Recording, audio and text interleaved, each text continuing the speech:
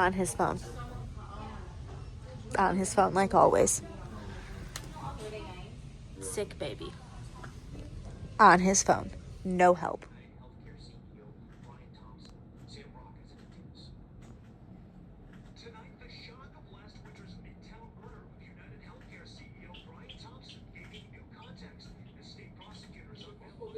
Just once, I'd like to not be in the ER with Addie. It's just once. There's a lot to unpack, and when I have more time, I will sit down and kind of go over everything with you guys. Thank you for all of your support, by the way, on the last video about one of Addie's hospital stays. We will keep all of you updated. This is better.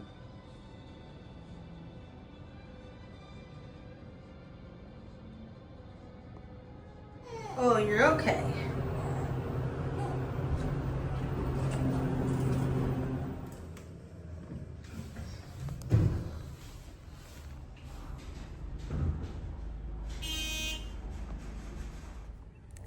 Hey guys, it's been a very chaotic week and a half between Addie's most recent jaunt in the ER, where we kind of got some more information about what's been going on with her, but not a lot. And then our lactation consultant appointment, which was on yesterday? I think it was yesterday. Yes, yesterday. And then between Rylee getting a concussion at the pool last night, she's in her regular therapy session right now. It's just been wild.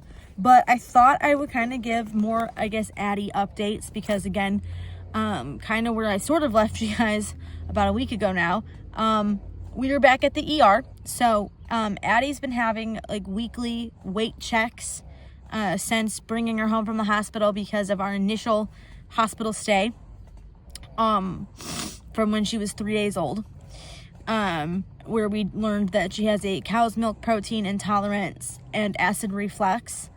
So again, we've been doing weekly weight checks, and at her most recent weekly weight check, which was last week, she became very inconsolable during the appointment. Even the pediatrician couldn't get her to calm down. Projectile spit up a bunch at the appointment for the pediatrician to witness.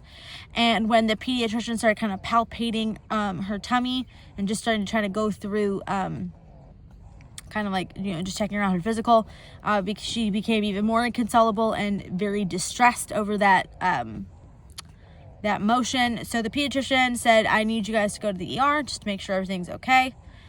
And then they called ahead to the pediatric ER just so that they know that we'd be coming. My husband met us there at the ER. We were then there from 5 p.m. to almost 11 p.m.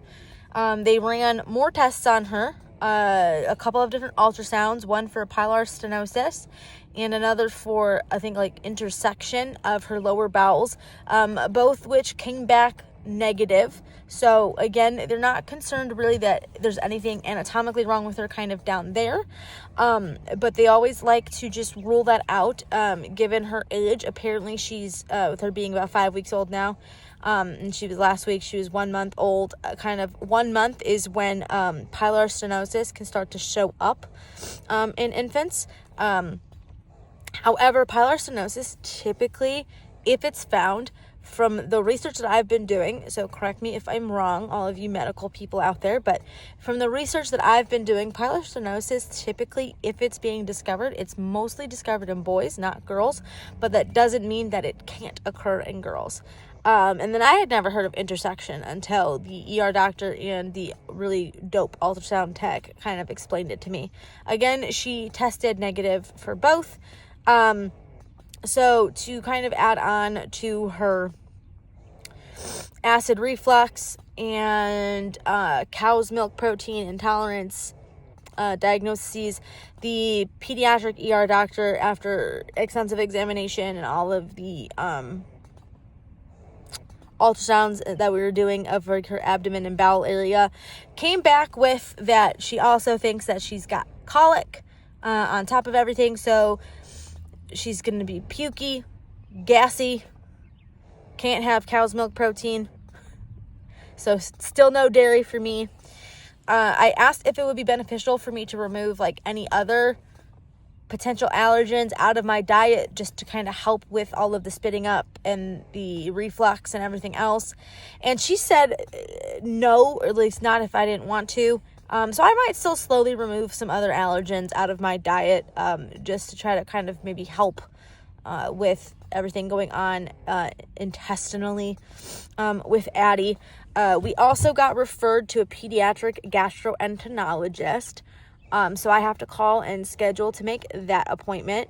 There's no immediate rush to get it done, but we just want to get something on the books because specialties like that sometimes can take a while to get scheduled, just because, again, it's like, it's a very niche specialty. After our ER stay, I had a follow-up lactation consultant appointment because with all the in and out of the hospital and sometimes like my other accidental exposure to dairy a few weeks ago, we have not gotten on the best foot breastfeeding.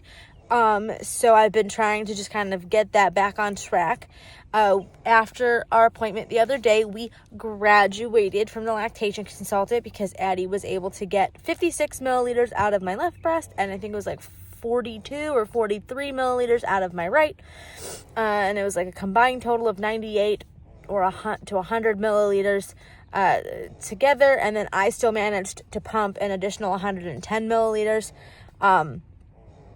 So the lactation consultant is very confident that with more practice and some support, more support at home, in terms of just helping me kind of catch her before she's in her losing her shit hunger phase, so that we can get a good latch and just kind of take that time to ease back into breastfeeding. We can be quite successful at home. Also, with me still pumping about a little over 3 ounces, even after I feed, the lactation consultant thinks I have a little bit of an oversupply. So that might be something that I explore and talk about on my channel as well, because with my first daughter, with Rylee, I started off really heavy on an oversupply and then just dried up by the time she was like probably 2-3 months. And then by 4 months, I couldn't even pump a single ounce. And she just wouldn't breastfeed. She had a lot of difficulties latching. So by the time she was 4 months old, I was strictly formula with her. So it's been pretty exciting to still have the ability to produce, 3 extra ounces or sometimes more, even after she's, done feeding off of the boobies. So I've been able to kind of start building like a nice freezer stash for when she's in daycare starting August, and when I'm also more officially back at work. I do, for the most part, work remotely, so I don't necessarily need a freezer stash for when I'm working remote, but there will be days, obviously, and that's where daycares are going to come in, where I will be back in my rotation visiting my work sites and or going downtown for work. And so it's nice just to be able to have breast milk. My goal is to be able to hopefully breastfeed and / pump bottle feed for the first year and a half of her life. So I'm very thrilled with kind of how breastfeeding's going. Just kind of wish we could have more solid, concrete information, or just a plan and details and diagnoses for Addie. I'm hoping that when we get that gastroenterologist appointment scheduled, that nothing serious does come back, that everything is kosher and good, and that it is truly just colic and reflux and the cow's milk protein. But you never know, and it's a lot of the anxiety and stress of just not knowing for sure like what's going on. But I thought, like I said, since I kind of left you guys hanging, I would update you all, and then hopefully sit down and give a much more detailed I guess, story time on just everything that's been going on. I think it's worth talking about because, you know, if it's happened to me where a baby's been released from other baby really maybe before they should, or something doesn't get caught and it winds you back up in the hospital, you know, it's scary. And I feel it's worth sharing and talking about because if I can help another mom going through something like that and, you know, provide a safe space or a community for everyone, you know, that's ultimately my goal. But anyway, like I said, just want to give you guys kind of a little heads up, a little filler, and just let you know what's going on. You guys have a great day, and if you like this kind of content, again, don't forget to like, drop a comment, and subscribe. We would love to have all of you. Bye, guys.